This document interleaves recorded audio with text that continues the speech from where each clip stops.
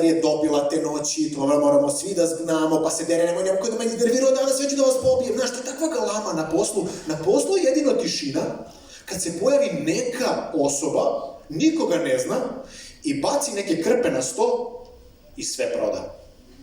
Govna će da proda, ako hoće sačeka do prvog.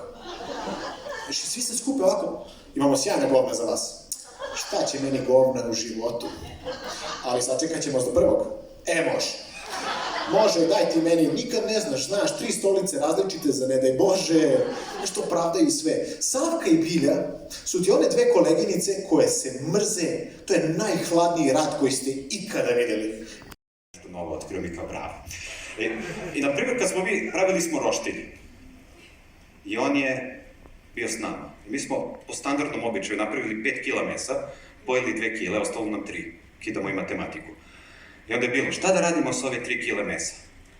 I on je samo pojavio. Stavite u frižider. To može da stoji. To je sada... Što?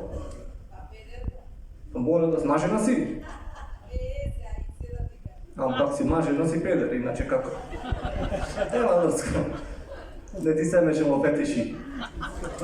Se parkiram, Ramstor, i ekipa vojde da vzemi nešto cigare levo desno i mirate jedan čovjek vika, dečko, od kaj si? Od Uhvin. Dali, kad ti je problem ako dođe do kaj kolava nešto da mi pomogniš, ja sam da sam dobra duša čista совест, da mu pomogna na čovjekov, vika, ako me fati